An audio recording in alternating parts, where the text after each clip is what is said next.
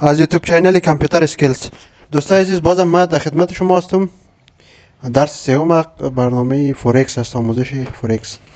دوستان عزیز، قبل از اینکه در هر بازار، در هر کاری یا در هر چیزی را که ما بخوایم شروع کنیم، پیش از او باید درباره مزایا و معایب از او معلومات داشته باشیم. خوب است.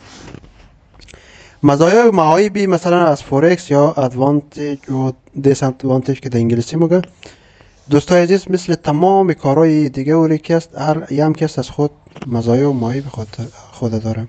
پیش از اینکه من گفتم در بخش عملی بریم یا ساختن اکاونت یا شروع کنیم که چه قسم درس رو کار شروع کنیم در صورت عملی، خواستم که مزایا و معایب رو برای شما بگویم و بعد از اون خودتان میفهمید که تصمیم بگیرید که آیا کار شروع میکنید در بازار یا نمیکنید.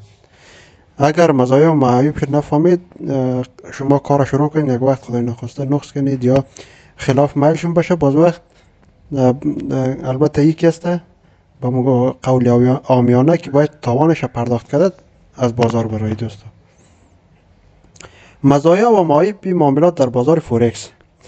این کسا مثل تمام معاملات مالی که معاملات مالی یعنی ارزهای خارجی که است. ارزهای خارجی چی است؟ معایب و مزایای خاص خود داره که معامله‌گرا میتونه از این مزایا و معایب از استفاده کنه، سود کنه در خود.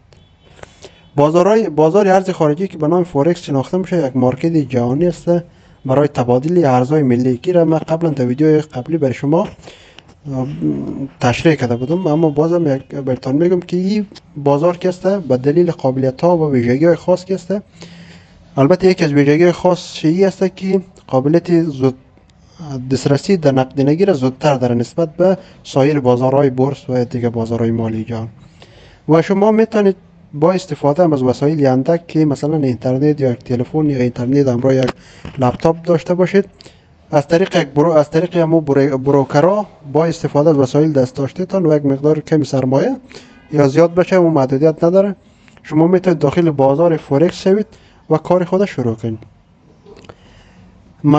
بازار فورکس که است، اول مزایایش رو میخوانیم. بازار فورکس که است مزایای زیاد داره، اما از خاطر که است همیشه مورد استقبال گرم معامله‌گرا صورت میگیره و معامله‌گرا همیشه کوشش میکنه که از این بازار به وجه اسانش استفاده کنه و معاملات خود از این طریق پیش ببره و سود بگیره. رایج‌ترین دلیلی که یا بیشترین دلیلی که معامله‌گرا میخواد از او استفاده کنه چندانه است که ما برای شما، یعنی چند دلیل است که زیادتر مردم در این توجه کرده و از این استفاده میکنن و ما او را شماروار به شما میگم. مزایای اول شکست دسترسی راحت برای معامله‌گران، یعنی یکی است هر روز در حال گسترش است معاملات چی و برای افراد که این فرصت میده که در بازار داخل شوه. اگرچه مؤسسات اکثریت مالی که است در این بازار دسترسی داره و برای اشخاصی که مثلا در بازارهای مالی بزرگ سهم نداره، دسترسی هم نداره، یکی است از یک فرصت میده که در این داخل شوه و به صورت آنلاین از او استفاده کنه از بازارها.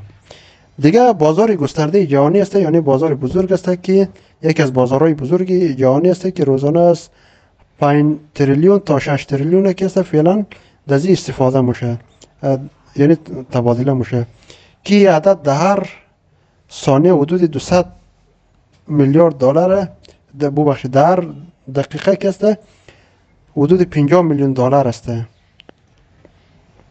که در هر ساعت میشه 3 میلیارد دلار.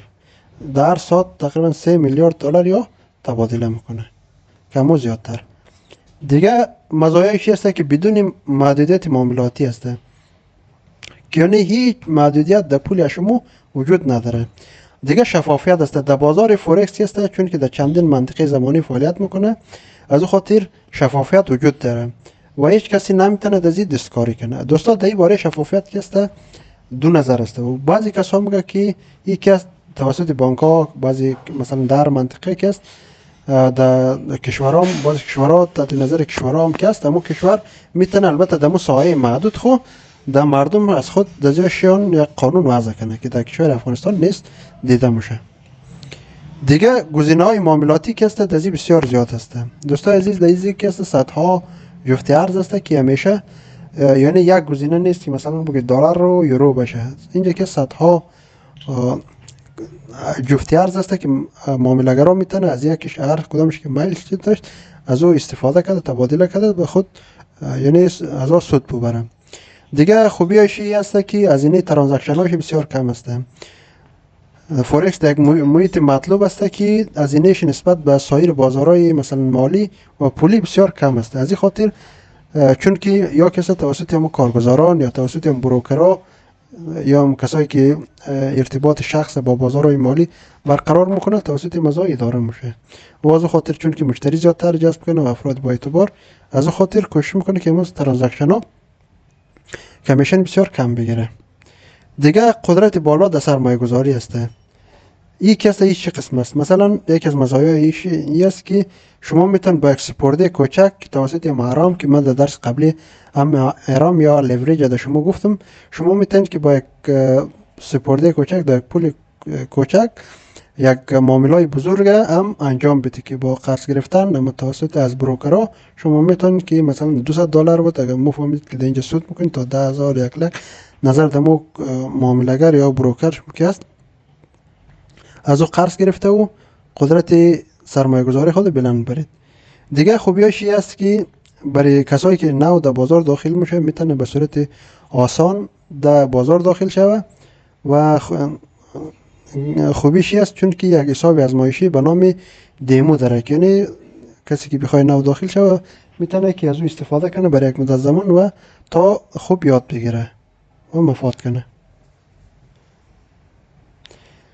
دیگه از مزایایش است که در 24 ساعت در 5 روز هفته فعال است دوستای عزیز، که البته است در شهرهای مختلف است این بازارش فعال میشه. مثلا در بازار سیدنی استرالیا است، در توکیو ژاپن، در لندن و همچنان در نیویورک است که ما باز به صورت عملی هم برای شما میگم دوستا در تایم‌های مختلف اینجا تایم‌هایش را ماندم.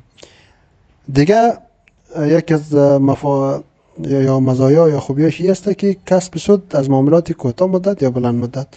CFD را دیروز در درس قبلی برای شما تشریح کردم و را دوستای عزیز خوبیش است که ما میتونیم از معاملات بلند مدت و کوتاه مدت از هر دو شما سود کنیم.